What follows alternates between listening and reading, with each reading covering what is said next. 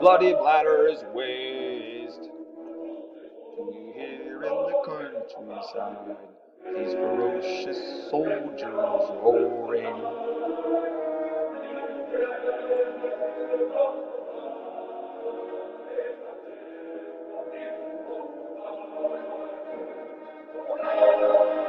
To arms, citizens! To arms, citizens! Form your battalions! All right, ladies and gentlemen, that was a little sneak peek of the French national anthem. Yeah, I mean, you see a lot of interesting things on that in the anthem, in terms of calling people to arms. Obviously, this is an inspiration to the French Revolution. Now, you guys should have been starting on and working on this already with your notebooks, assignments, kind of looking at some of the inequalities in French society. Um, so obviously, that anthem, is something that's been around for hundreds and hundreds of years, at a time of intense, um, I guess, scrutiny, violence, war, inequalities. That's still obviously something that they celebrate today. So anyway, you guys see on the slide here. So what you guys should be doing is copying this into your guided notes. You should have gotten a copy from me yesterday and Monday. So kind of just showcasing this to you guys, some things that you should have been reading about already with your, as I said, with your notebook assignments. You have French society was broke up into three different classes, or they called them estates, three different groups of people. You had your first estate. This was the clergy. This was like the bishops, the cardinals. Those were like really really high up in the church. Again, think back to what we talked about. Who held the power before the Enlightened thinkers? Well, it was the king and it was church leaders. Well, this is the same that holds true in French society, really before the Enlightenment really, took firm grasp. So the clergy was 1% of the French population, and they owned about 10% of the land. The second estate was the nobles, and you had some like your local city church priests would fit in there as well. Now, again, very small percentage of people. They were 2% of the people in French society. However, they owned 25% of the land. So between these two classes, they owned a good chunk of the land, um, but they were a very minority group in terms of French society. And then finally, you have your third estate. This is basically everybody else. This is the middle class, which fit in here. You have the peasants, which was the farmers, and then you have your city workers, which fit in here as well. So these were 97% of the French people belonged in this class. So obviously the wide majority. I believe it was 25 million. I could be wrong on that in terms of French citizens during this time. The overwhelmingly majority of them, 23, 24 million out of 25, were third class citizens. And this group will own 65% of the land. However, as we'll talk about here in a minute, even though they may have owned land, they usually had to pay heavy tax on that, and they owed money to the nobles or to the clergy. All right, so again, copy this in your guided notes, kind of going over that. So you have something that's called the old order. So what does that mean? This is basically what the kind of where you fit into those classes, whether you're first, second, or third. It belonged on like the old traditional system, how things were done before the Enlightenment. So this is done through heredity.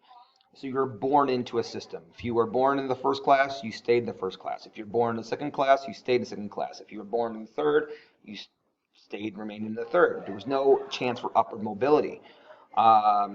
So this is really the social structure that really dominated France, during this time. So what is an estate? Again, you should have this filled out in your digital notebook. But an estate is all French people belong to one of these three. This was determined, your legal rights and your status was determined by what class you were in. As we just talked about, the first and second class had a lot of privilege, as we'll showcase a lot of that. So they had a lot of legal rights. They had a very high status in society. So that's basically what an estate is. Okay, so now again, going over this again. First estate is the clergy. This is the Catholic clergy, the religious leaders. These were, again, the bishops. They were the cardinals. They were higher up in the church. Not just priests. They were higher up than that. And actually, the priests belonged to the second class. So what were some perks that this group had? The first, if you were in the first class, you paid no taxes. That's right, no taxes.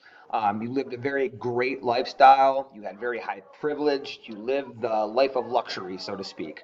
Um, you were able to keep your wealth. So obviously, again, this is 1% of the population. So paying no taxes, they were rich, and they had no tax responsibility, as I said. The second class, these were the nobles. So again, this was the old royalty. These were the landowners of its time. So as I said before, this was 2% of the population. They owned 25% of the land. And again, same thing. The second estate did not pay any tax. So you had the first two estates where most of the wealth was accumulated, wasn't paying any tax to run the government, to run the country of France. So same thing as the first. They held very special social and political privileges. This group had high positions in the government. They held high positions in the church. They held high positions in the military as well. And again, same thing as the first. They lived a great lifestyle. Rich, lived in nice houses, had nice things, wore nice clothes. And a lot of their income that they had, what made them rich, came from the peasants, which was the third class. So what happened was that, as you guys can see here, this group owned 25% of the land. So what they would do, they would have peasants work their land, and the peasants would basically give the crops to the second estate, to the nobles. They had to pay tax on the land as well and give it to the nobles. So again, a lot of their income they received came directly from the third estate. So they benefited greatly from that class. And then finally, you have the third estate, as I said. So this was basically everybody else. Again, the bourgeoisie. The bourgeoisie was like the middle, the educated middle class of French society was the bourgeoisie. So the merchants, the bankers, the artisans, they had no power and their taxes were really high. So the bourgeoisie, as before, this was an educated group. They had some type of level of education. So think about what that might mean. Wink, wink. In terms of the era that we were talking about in the last unit, which was the Enlightenment. So this group, since they are educated, are going to become aware of guys like John Locke and the Enlightenment and Thomas Hobbes and Voltaire and Adam Smith and Mary Wollstonecraft. So this is the group that's going to understand and learn about the American Revolution and the Enlightenment, and they're going to take many of those ideas with them, and they're going to start a revolution, the third estate. So the revolution starts here, guys, in this class. So now why? Well, for one, they made very low wages, as you guys can see. Most of them were peasants, so 80% of the population of France was the peasant class. Farmers, poor farmers, they paid their taxes to the nobles in the second class to work the lands, and oftentimes they got very little food. They didn't have enough money to pay for things, so they paid half of their money to taxes. So half of what they earned was given to the nobles, was given to the church, was given to the king. So again, 97% of the population belonged in this class and lived under these conditions. Hence, why the revolution starts here. So again, just a little graphic kind of showcasing this. I'm not going to read through it. We kind of already did this. But again, clergy, they're exempt from taxes, nobility, their royalty, sword rights, special law treatments, exempt from certain taxes, exempt from military service. So again, up here, you can look up here, no special rights. All right, so why no taxes for the rich and the powerful? So why were the first two estates, why were they not taxed? Well, basically you keep the wealth and the power of the country, which those who have the money, you keep them on the king's side. So if you're the king, you want these kind of people in your back pocket because they have the wealth, they have the land. So again, how do you think this made the third estate feel? Well, obviously most of them were against the king because of how their lifestyle and how their lives were run and handled. All right, so finally, reasons of the French Revolution. Why did this happen? Well, you can kind of go into a few different cases here. One, you have financial problems. You have the taxes. Peasants pay most of the taxes. Nobility and clergy were exempt. So there's a really unfair tax system. The ones who were already poor, a part of that third estate, paid most of their money to the government. So then you have debt. The federal French government, they were under extreme debt because they gave money during the American Revolutionary to the colonists to fight against Great Britain. They had a huge military budget, and then as we'll talk about here in a little bit, the lifestyle of the king and queen was very, very, very extravagant. You can see by this picture here. This was the Palace of Versailles. This is where King Louis built this. So you can kind of get an idea there as well in terms of his lifestyle and what he spent. And you kind of see here up here on the right the king's budget down here. Again, 50% of the budget was for his interest or his wife's. 25% of the budget was for the army, and so forth. So again, notice it's 160% here. What does that mean? That's above 100. So what does that mean? That meant they kept borrowing. They kept borrowing money, taking out loans. And guess what happens when you keep taking out loans? You keep getting further and further in debt. Then you owe interest on those things. So that's basically what King Louis was doing. He was taking the country and plunging them into extreme debt. And then finally, the other thing that led to some financial problems, especially for the third class or the third estate, was crop failure. This led to starvation for millions of people, especially in that third estate. And what didn't help matters was you had drought and you had a very awful winter in 1788, where basically it was so cold where literally birds were freezing to trees and tree branches.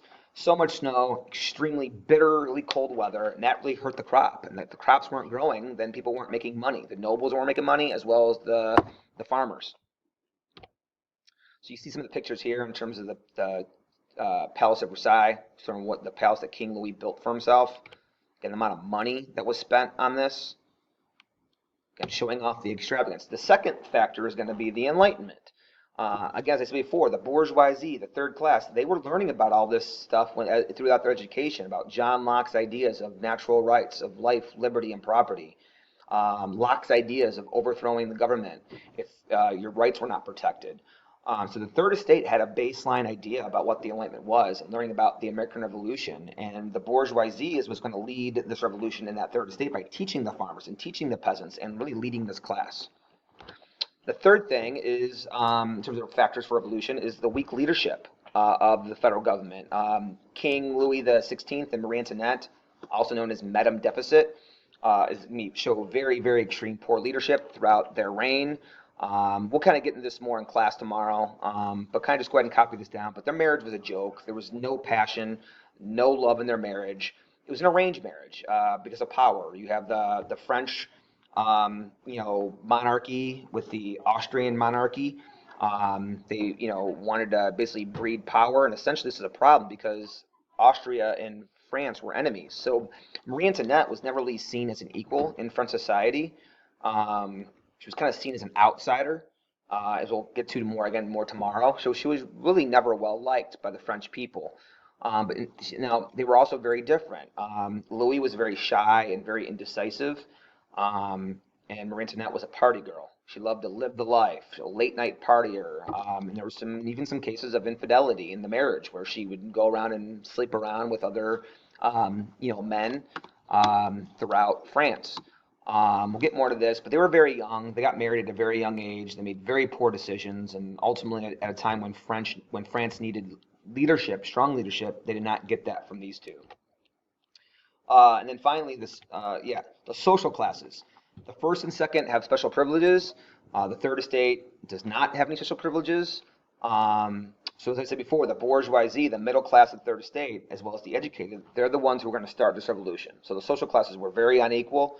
A lot of inequalities between the rich and the poor in the first estate and the third estate in terms of what privileges that you have.